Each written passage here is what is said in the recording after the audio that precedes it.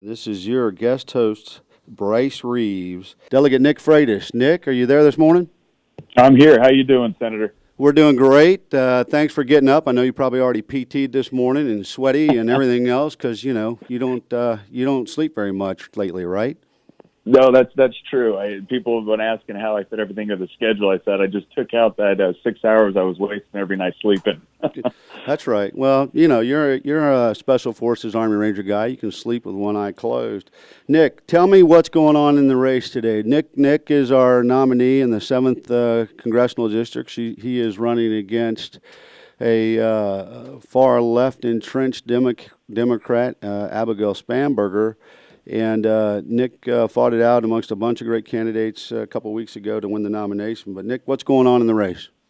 Well, obviously, once you get into the general, I mean, this is the race that we all enjoy, and that's having the battle of ideas between Republicans and Democrats at this point. And really, I think it's more than that. I mean, you're starting to see an element of the Democratic Party that it really just, whether it's the 1619 project or whether it's supporting riots as opposed to protests.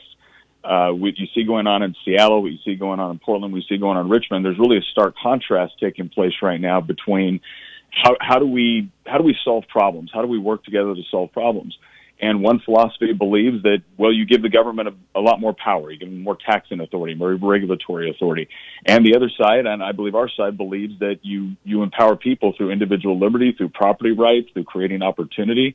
And that's the debate that's going on right now. And so it's been going very well. We do a Facebook Live town hall every Tuesday night at 8 p.m. We're getting all around the district. We're talking to people. We're doing it in a safe manner, but because it has been an interesting time to run during COVID. But ultimately, I think that's what people are saying is that unfortunately, one side has decided that they want to give up on the American experiment, or they want to radically change it in such a way that I think a lot of us don't recognize. And a lot of us believe in preserving and expanding what we call the American dream, the idea of individual liberty, to as many people as possible. And we'll see which worldview wins in November.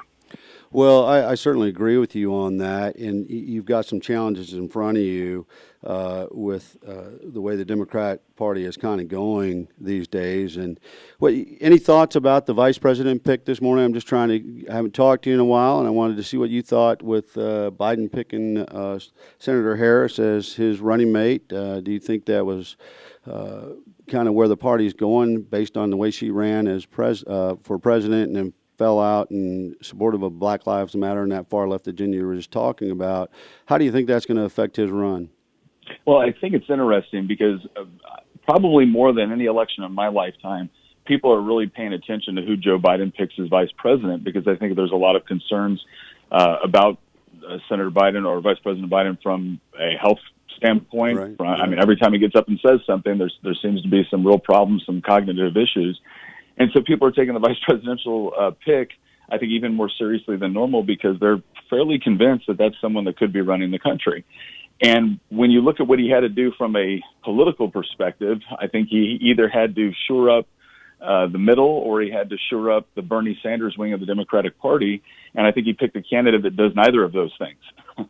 I think the Bernie Sanders wing of the party is not necessarily happy with Kamala Harris and her record as Attorney General and some of the comments that she's made. I think the more middle of the road of the country looks at Kamala Harris, as much as the New York Times wants to make her out to be a moderate. She was listed as having the fourth most liberal voting record in the U.S. Senate. And then if you look at some of the things she supported, like getting rid of private insurance, health insurance, I don't think that's anywhere in line with the mainstream of America. And so I don't see how this pick really helps him from either of those two considerations.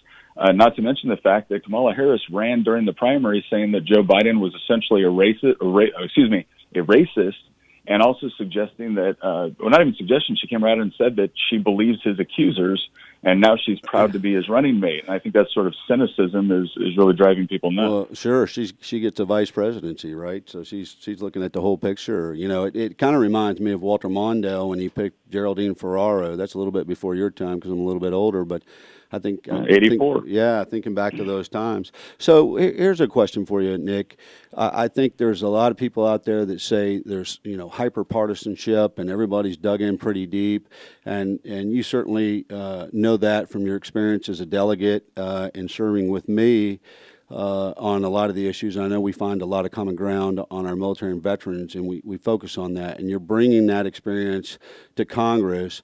But as a Special Forces NCO, non-commissioned officer in the field working with indigenous people, you've got to bring factions and tribes together and clans together when you're in the field. How can you use that experience in Congress, and what would be your experience to how do you envision that and bringing two sides together to hopefully find some common ground to move this country ahead?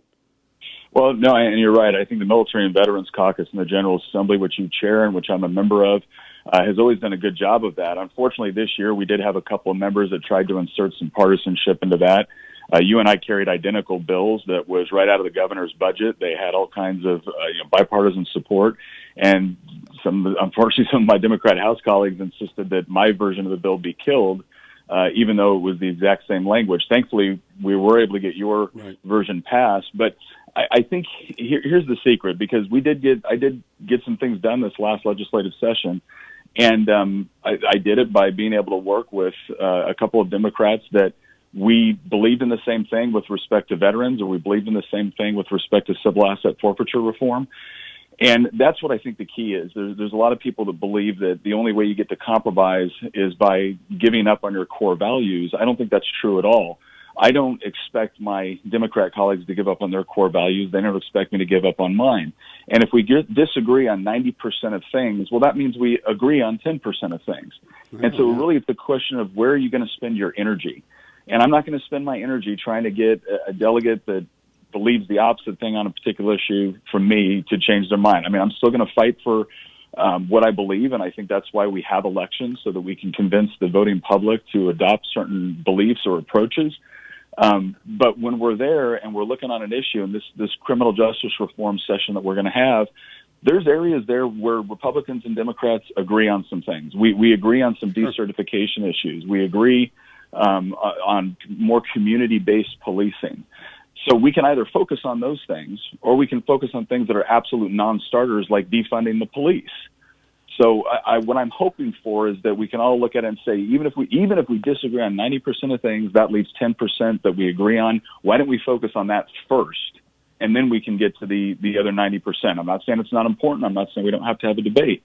But if we agree on this, well, then let's focus on that first, and then we can move on to the other things. And I'm hoping that's how we're going to conduct business this special session, and that's certainly how I continue to plan to conduct business in D.C. So, question to you on the special session, Nick. Let's go to that real quick. Have you, being in the Senate, we know what we're doing in the Senate and where we're meeting and how we're meeting and committee hearings and some of those things. Have you heard anything from your speaker, or has she checked out in the middle of the night again and done some nefarious things? I mean, I've talked to some other House colleagues. They don't seem to know, or have they just excommunicated all communications to the minority party in the House? What's your schedule for going back?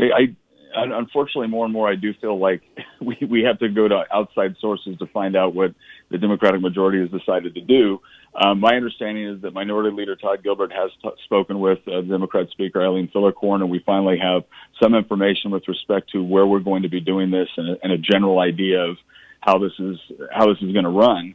I think a big concern at this point, though, is this whole idea of doing remote committees and remote voting.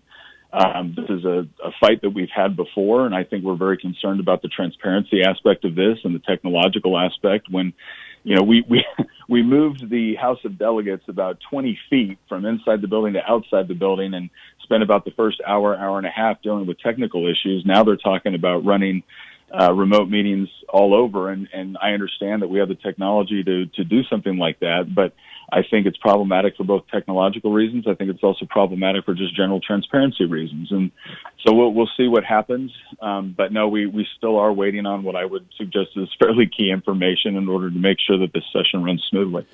Well, my big question is, we're able to converse with our colleagues, even if it's 6 foot away. There's a personal relationship that has to happen, especially in negotiations on legislation. I Mm-hmm. wonder how this is going to work if you guys are, uh, not around. How do we do that? Phone, and then our phone records foiable. There's all these issues that go along with that, and I don't think it lends itself to really the process being completed. But we have Delegate Nick Freitas on the line, who is our 7th Congressional District nominee, Republican for Congress. Nick, welcome back. I think I've got Mark Savage in the studio with me today, and I think, Nick, if you're okay, Mark has a question for you he wanted to ask you since he's kind of been boots on the ground and all these things and helped run my race. Mark, you want to feed in there? Sure. Morning, Nick. How are you? Morning, Mark. So Nick, what does the campaign look like from now until Election Day? What do you guys have debates set up with your opponent? What is the biggest help that you need going forward? So we're going to send out our formal request to Abigail Spanberger for, I believe it's 5 debates next week, and we don't think that that's an irresponsible number given the fact that we're not able to do some of the typical campaigning we normally would. It's a big district, and so we want to make sure that we hold it in enough geographical locations and give the media enough time to actually be able to air them, whether it be through the radio, online, or on TV, so that people can actually make an informed decision with respect to how Abigail Spanberger and I approach issues. Meantime, we're also going to be going around and hosting events where we can. We're trying to do so in, again, a responsible way, but certainly we can still host events, and we want to be able to do that because, again, this is about giving people access to the candidates. And then we'll continue to do our Facebook Live town halls every Tuesday at 8 p.m. We've got one coming up next week. I think we might have to adjust to 7 p.m., but we try to keep it within the same time period, within the same day. That way people can work it into their schedule. And we just sit there and we answer questions from constituents and voters for, an hour plus. And so I think my job between now and Election Day, and I always like to tell people, my job is not to get you to vote against Abigail Spanberger. My job is to get you to vote for a different approach with respect to how Washington, D.C. does business. And in that, we've started our podcast. We have Making the Argument with Nick Freitas on Apple Podcasts and Spotify. And for the next 10 weeks, we are going through every single major issue based off of suggestions from the district, from voters in the district. So we're talking about COVID. We're talking about healthcare. We're talking about jobs in the economy, foreign affairs. We're talking about education policy. We're talking about prescription drug prices. And we're going through and we're listing out the specific problems that have been identified. We're giving examples, and we're talking about the solutions and why those solutions work. And so I'm really excited about that over the next 10 weeks, going through those issues specifically. And I think the biggest thing that people can do if they want to help, whether they just want to be informed, or they want to help themselves make a better decision on November 3rd, or if they want to directly help our campaign, is to go to nick4va.com. You can get all of our information on there. You never have to wonder about where I stand on an issue.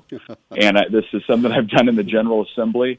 And it's because it's very, very important to me. I never want to trick anyone into voting for me. I want them to vote for me because they've researched what I believe, they've seen my statements, they've seen my voting record, and they've decided that I can do a good job representing them.